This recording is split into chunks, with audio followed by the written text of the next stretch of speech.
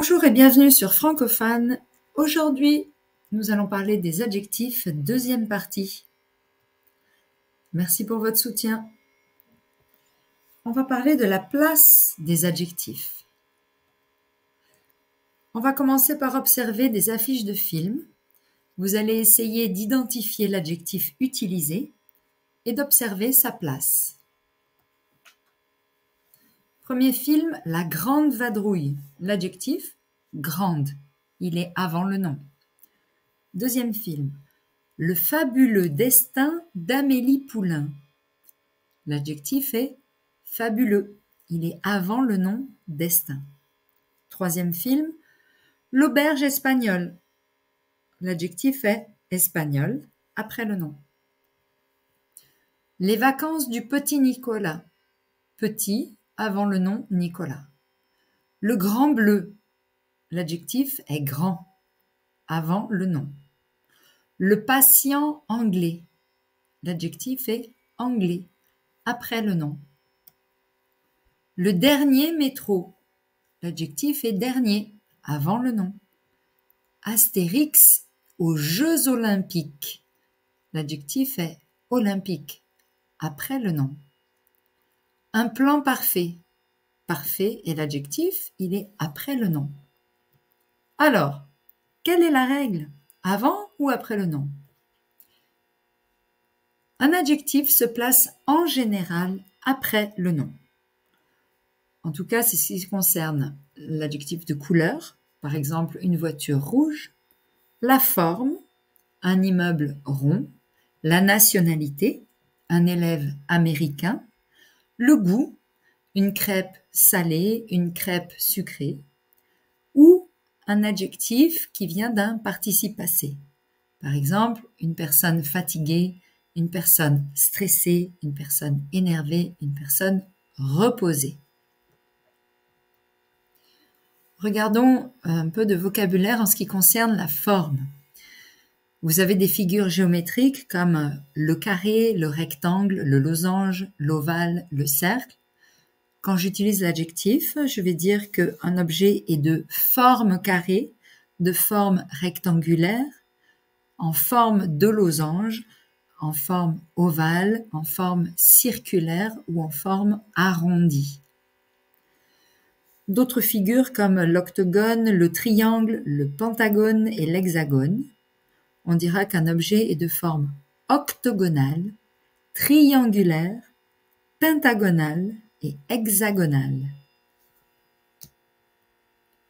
En ce qui concerne les goûts, vous avez le goût sucré et le goût salé, l'acide, le goût amer, comme les endives ou le café sans sucre, le goût pimenté ou piquant, c'est ce qui nous met du feu dans la bouche, et le goût épicé. Épicé ne met pas de feu dans la bouche, il donne du goût aux aliments. Vous avez la cannelle, le gingembre, le cumin, le paprika, le poivre. Nous allons faire un exercice où vous allez transformer comme dans l'exemple. Rayé, pull, un pull rayé. Rayé, ce sont donc les lignes horizontales ou verticales sur un vêtement. N'oubliez pas de mettre un article indéfini, un, une ou des. Dans cet exercice, l'adjectif est toujours après le nom. C'est parti. Mûr, fruit, des fruits mûrs. Jaune, champignon. Un champignon jaune. Fruitier, arbre. Un arbre fruitier. Bavard, élève. Un élève bavard ou une élève bavarde. Savoureuse, poire. Une poire savoureuse. Ovale, visage. Un visage ovale. Brun, cheveux. des cheveux bruns. Droite, main, une main droite.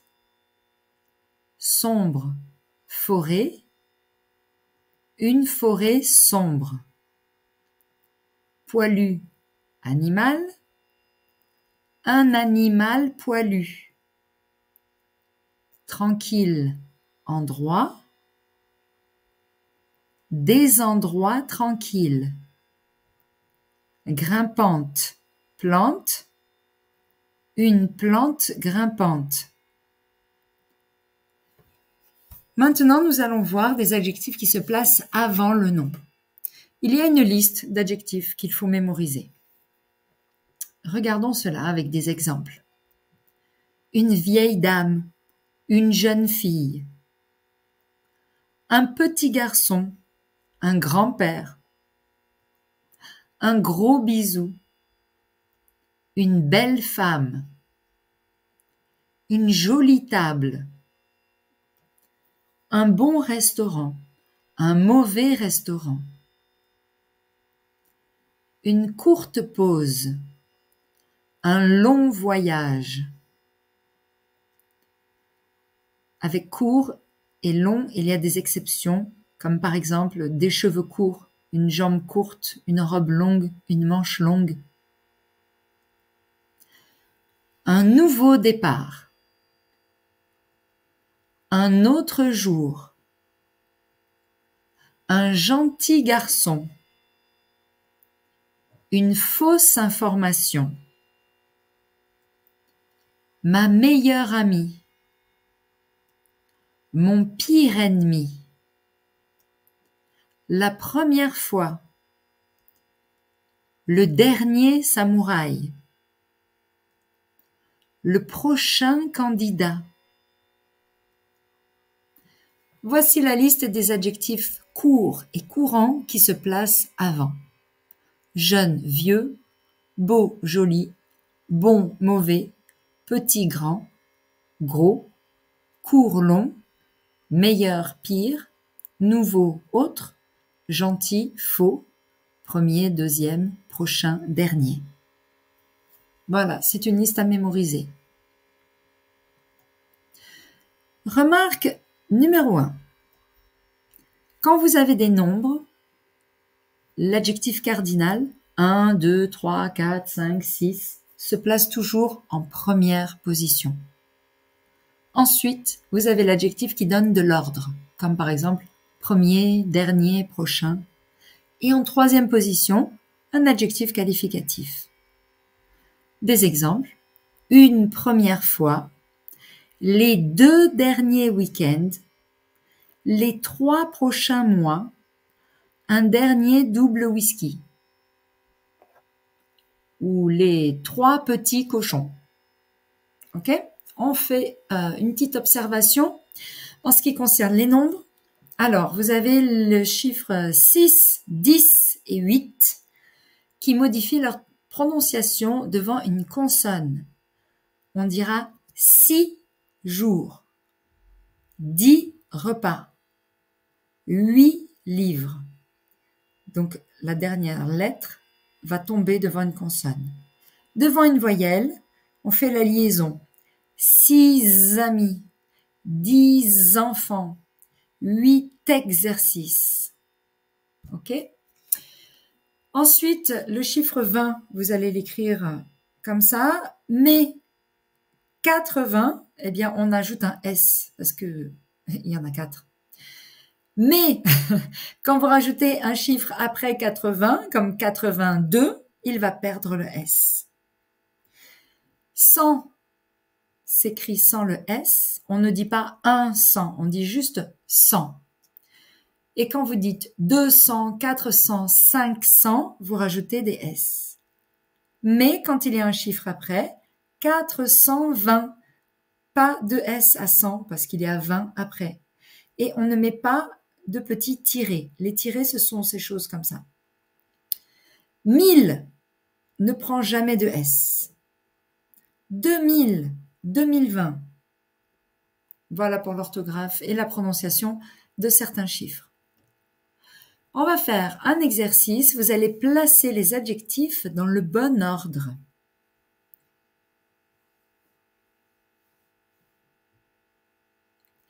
Les 3 derniers romans.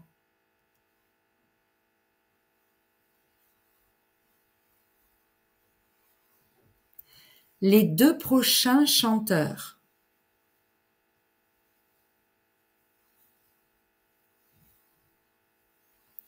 Les 2 premiers mois.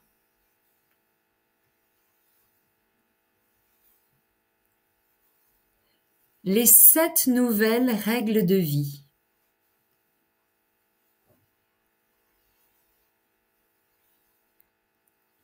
Les 4 derniers week-ends. Remarque numéro 2. Les adjectifs dernier et prochain se placent avant le nom, sauf dans les expressions qui se réfèrent à une date. On dira l'année prochaine, la saison prochaine, la semaine prochaine, la nuit dernière, le mois prochain, le printemps prochain, lundi prochain, mardi dernier. Ok? Donc, par exemple, l'année dernière, je suis allée à Rome, mais je suis en dernière année universitaire. Ici, dernière année n'est pas une date. C'est juste que, voilà, c'est la dernière étape de vos études. Remarque numéro 3. Vieux, nouveau et beau varient devant une voyelle au masculin singulier. On dira un vieil ami, un nouvel élève, un bel animal. Donc au singulier masculin, un vieux monsieur, un vieil ami, à cause de la voyelle. Pluriel, de vieux monsieur, de vieux amis. Un nouveau collègue, un nouvel ordinateur. C'est toujours masculin, il y a elle. De nouveaux collègues, de nouveaux ordinateurs. Un beau pays, un bel homme. De beaux pays, de beaux hommes. Au féminin, vieux, vieille, sans le S au singulier avec S au pluriel. Nouveau, nouvelle, nouvelle avec le S. Belle, belle avec le S. Ok? Remarque numéro 4 concernant les adjectifs neuf, nouveau, vieux et ancien. Quelle est la différence et quelles sont leurs places? Neuf, c'est quelque chose qui sort d'une usine, qui est fabriqué récemment, que personne n'a jamais utilisé. Par exemple, un vêtement neuf. Il a une étiquette, il n'a jamais été porté. Le contraire de neuf, c'est vieux. Vieux, c'est quelque chose qu'on a beaucoup utilisé. Par exemple, une vieille voiture. Nouveau, c'est quelque chose que j'utilise pour la première fois. Par exemple, une nouvelle maison. Ça ne veut pas dire qu'elle est neuve, ça veut dire qu'elle est nouvelle pour moi. Peut-être une personne a déjà habité dans cette maison avant, mais pour moi, c'est la première fois. Ancien, c'est l'opposé de nouveau. C'est quelque chose qui vient du passé, comme par exemple une robe ancienne. Observation, si j'achète un produit déjà utilisé, c'est un produit d'occasion. On peut dire également de deuxième main. Il n'est pas neuf. Je peux acheter un livre d'occasion ou un vêtement d'occasion. Des exemples. Des chaussures neuves, des meubles neufs, personne ne les a jamais utilisés, des vieilles chaussures, des meubles vieux, donc ils ont été beaucoup utilisés, des meubles anciens, c'est qu'ils viennent du passé. Peut-être qu'ils sont en bon état parce qu'ils ont été bien entretenus. Une nouvelle copine, un nouveau numéro de téléphone, une vieille dame, c'est-à-dire une dame âgée, un vieux copain, ça ne veut pas dire qu'il est âgé, ça veut dire que c'est mon ami depuis longtemps. Un nouveau travail, un ancien travail. On ne peut pas dire un vieux travail ou un travail neuf, c'est pas possible. Et l'expression « quoi de neuf ?» pour dire « ah, comment ça va, quelles sont les nouvelles ?» Attention, le sens du mot ancien change s'il est placé avant ou après le nom. Si je dis « mon ancienne maison », ça veut dire que ce n'est plus ma maison. Avant, oui, aujourd'hui, c'est fini. Si je dis une maison ancienne, c'est une maison du passé.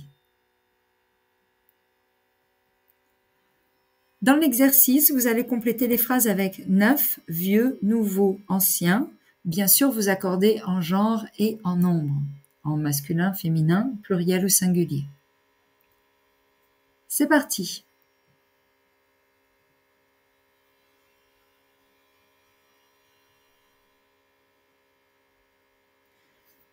Vous pouvez supprimer mon ancienne adresse, je vais vous donner la nouvelle.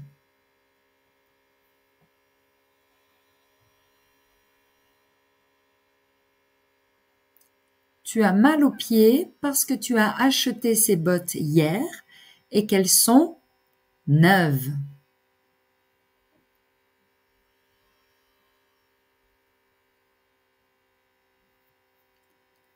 Tu as mal aux pieds parce que tu as trop utilisé tes bottes. Elles sont vieilles.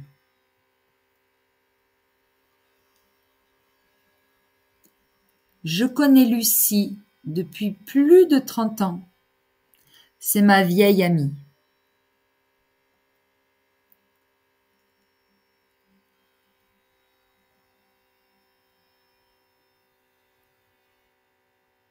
Il regrette souvent son ancien fauteuil, si confortable.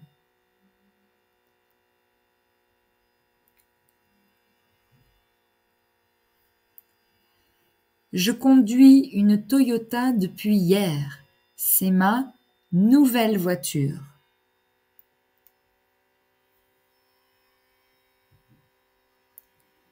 Chantal achète beaucoup de vêtements dans ce magasin. C'est une vieille cliente. Ça ne veut pas dire qu'elle est vieille, ça veut dire que ça fait longtemps qu'elle vient.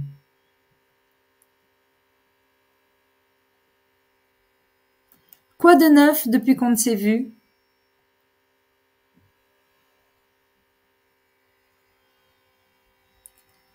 Tu portes une nouvelle robe? Je ne l'ai jamais vue.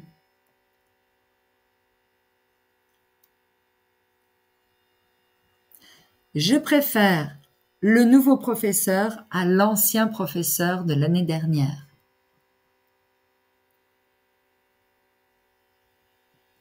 Laisse-moi écrire ton nouveau numéro de téléphone. Remarque numéro 5. Les adjectifs différents, plusieurs et certains.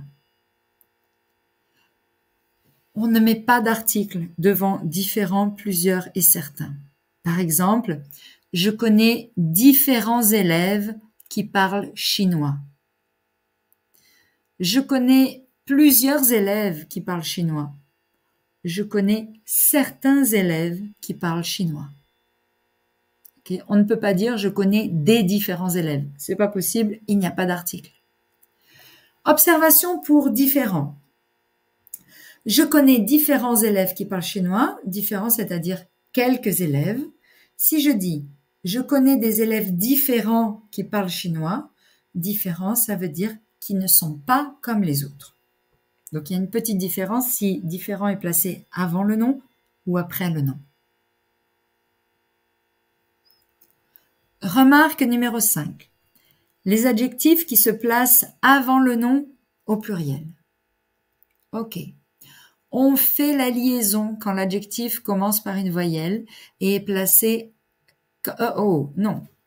Quand le nom commence par une voyelle et est placé... Non. Oups, on fait la liaison quand l'adjectif qui commence par une voyelle est placé avant le nom. C'est pas clair. On fait la liaison quand l'adjectif est placé avant le nom et que le nom commence par une voyelle. De beaux enfants, de vieux amis, de bons élèves, de petits animaux, de gentils hommes, d'autres immeubles. Remarque numéro 6. l'article des adjectifs qui se placent avant le nom au pluriel. On va dire « je vois des maisons colorées », mais si l'adjectif se place avant, des se transforme en DE ou D' devant une voyelle. Je vois de jolies maisons ou je vois d'autres maisons. Donc ça, c'est une règle.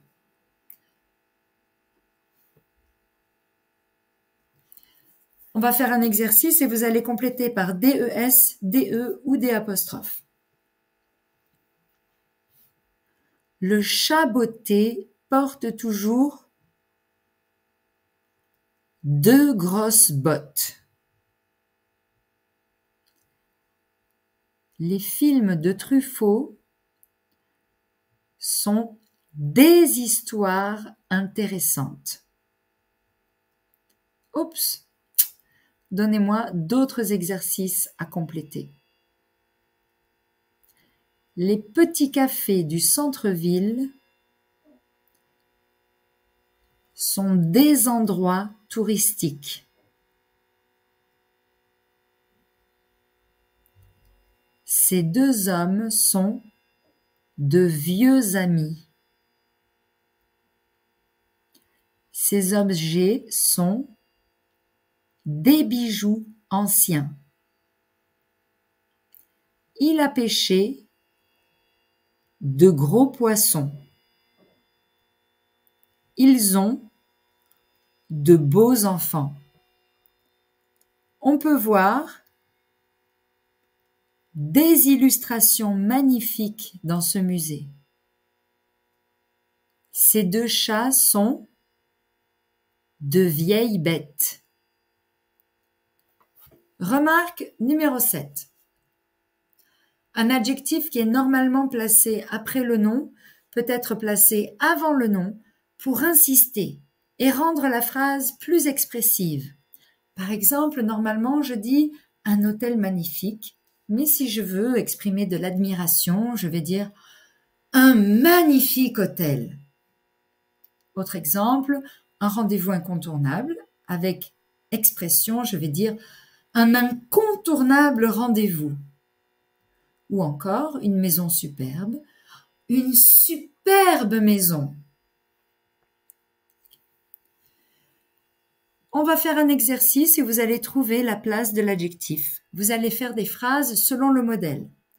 Femme, vieille, cheveux courts. Une vieille femme avec des cheveux courts. Donc, n'oubliez pas d'utiliser les articles et de faire la connexion avec. C'est parti.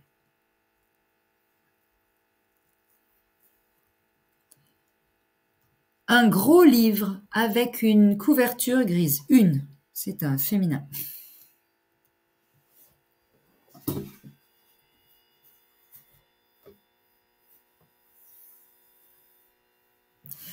Une robe bleue avec des rayures fines.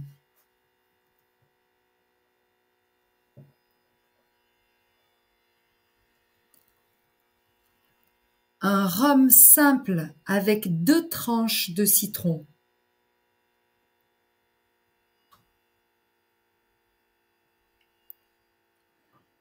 Une petite voiture avec une grande vitesse.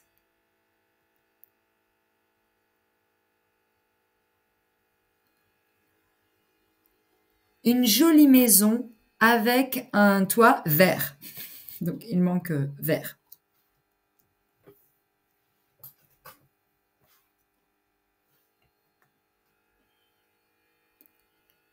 Des exercices difficiles avec un examen facile.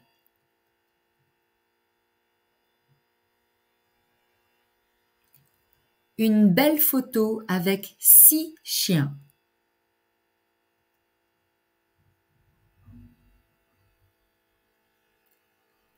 Une première partie avec 3 épisodes.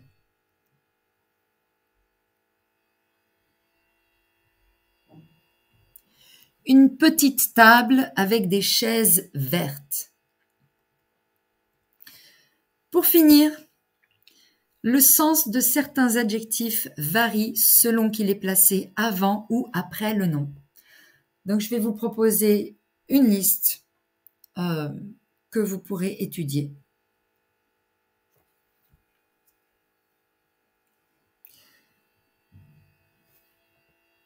Donc, mon ancienne maison, ce n'est plus ma maison.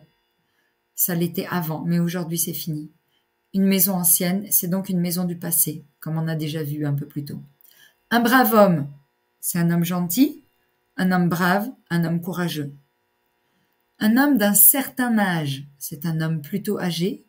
J'en suis certain, j'en suis sûr. Cher ami, c'est une personne importante pour moi, pour qui j'ai de l'affection, une personne que j'aime. Un livre cher, c'est un livre dont le prix est élevé. Une curieuse histoire, c'est une histoire étrange. Un homme curieux, c'est un homme indiscret qui pose des questions, trop de questions. La dernière semaine, c'est la dernière selon un ordre, mais la semaine dernière, c'est la semaine passée. Par exemple, la dernière semaine des examens. Il y a plusieurs semaines d'examen et la dernière, c'est dans l'ordre des semaines. Une drôle d'histoire, c'est une histoire bizarre. Une histoire drôle, c'est une histoire amusante. Un grand homme, c'est un homme important dans l'histoire. Et un homme grand, c'est un homme de grande taille. Le pauvre homme, c'est un homme qui a à plaindre. Oh, le pauvre homme! Mais un homme pauvre, c'est un homme qui n'a pas d'argent. La prochaine fois, c'est dans une suite de choses, comme on a vu avec la dernière semaine. La semaine prochaine, c'est la semaine à venir.